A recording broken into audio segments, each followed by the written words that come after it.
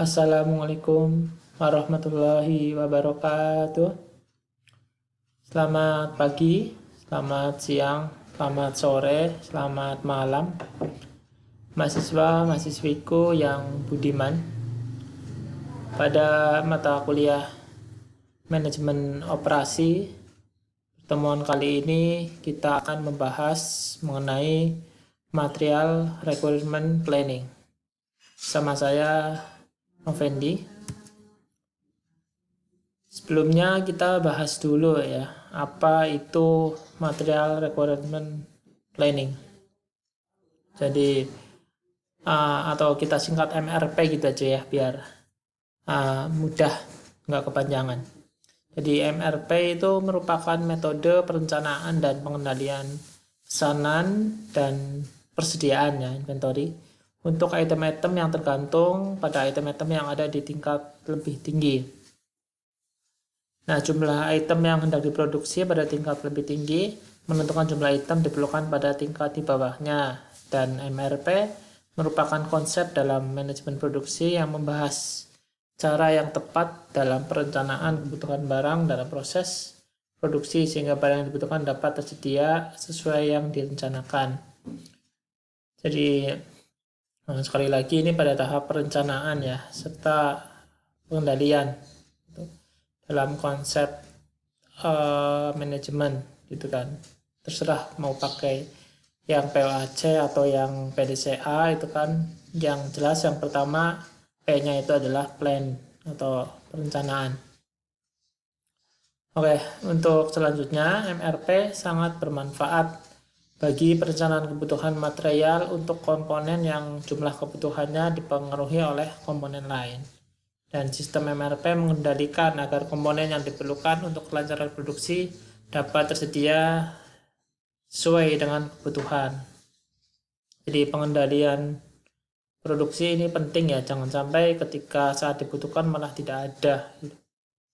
Nah, MRP memberikan peningkatan efisiensi karena jumlah persediaan, waktu produksi, dan waktu pengiriman barang dapat direncanakan dengan lebih baik karena ada keterpaduan ya, saling terintegrasi dalam kegiatan yang didasarkan pada jadwal induk.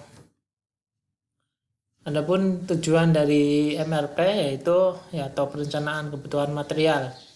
Di kebutuhan bahan baku itu harus direncanakan, tidak hanya tenaga kerja dan sumber daya modal ya, SDM. Tapi juga kebutuhan bahan baku ya atau material itu juga harus direncanakan. Tujuannya apa?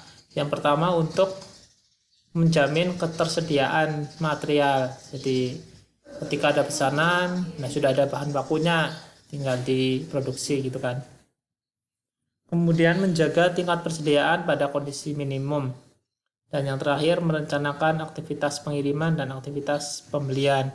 Kalau tidak ada bahan baku ya tidak bisa dibuat barangnya, sehingga pengiriman dan pembelian tidak bisa direncanakan dengan baik. Kemudian keunggulan dari MRP yang pertama memberikan kemampuan untuk menciptakan harga yang lebih kompetitif ya. Jadi harga yang kompetitif itu ya tidak mungkin terlalu jauh atau terlalu dekat dengan harga pasar gitu. Mengurangi harga jual, mengurangi persediaan, karena persediaan yang terlalu banyak itu juga tidak baik juga ya, karena nanti akan menjadi istilahnya basi atau menjadi sisa yang berlebih kan nggak bagus. Pelayanan yang lebih baik kepada pelanggan, respon yang lebih baik pada tuntutan pasar, kemampuan mengubah schedule master ya, jadwal induk, dan mengurangi biaya setup atau biaya pemasangan. Sedangkan untuk kelemahan MRP ya, karena tidak mencapai tujuan, yaitu kurangnya komitmen dari top manager dalam pengimplementasian MRP. Jadi peran manajer operasi juga ditentukan juga oleh manajemen puncak. Kemudian MRP dipandang sebagai sesuatu yang terpisah dari sistem lain. Jadi dianggap sistem yang berdiri sendiri. Padahal jelas tadi harus terintegrasi ya, saling terkait dengan sistem lain. Mencoba menggabungkan MRP dengan just in time ya. Jadi sudah kita bahas sebelumnya just in time ya. Padahal dua sistem tersebut karakteristiknya berbeda ya bukan sistem, lebih ke pendekatan sebetulnya. Kemudian asumsi yang harus dipenuhi untuk dapat dikatakan berhasil dalam mengoperasikan MRP yaitu pertama tersedia data file yang terintegrasi. Nah, ini big data sekarang ya, jadi semua harus lengkap dan data yang banyak itu harus di update ya. Kemudian harus teliti juga. Dan seterusnya ya, ada banyak ya asumsi-asumsi yang menjadi indikator berhasil atau tidaknya pengoperasian MRP. Nah, selain MRP, kita bahas juga ERP, Enterprise Resource Planning. Jadi kalau ERP itu lebih ke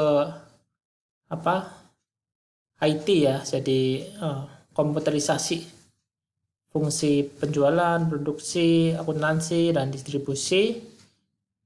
Tidak hanya sumber daya material saja ya, tapi sumber daya manusia maupun mesin.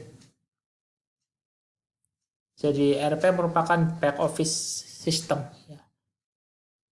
Kalau di kantor kan ada yang front office, ada back office. Sistem juga demikian. Ada yang sebagai garis depan, ada yang sebagai garis belakang. Nah, database ini penting ya. Jadi konsep dasar ERP ini harus ada database dulu. Dalam database itu kan selain Excel biasanya pakainya Microsoft Access. Itu kamu harus menguasai juga ini query gitu kan.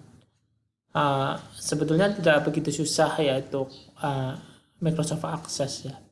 Tapi karena kurang waktu untuk mempelajari ya, sebenarnya otodidak aja kan banyak tutorial sekarang di internet ya.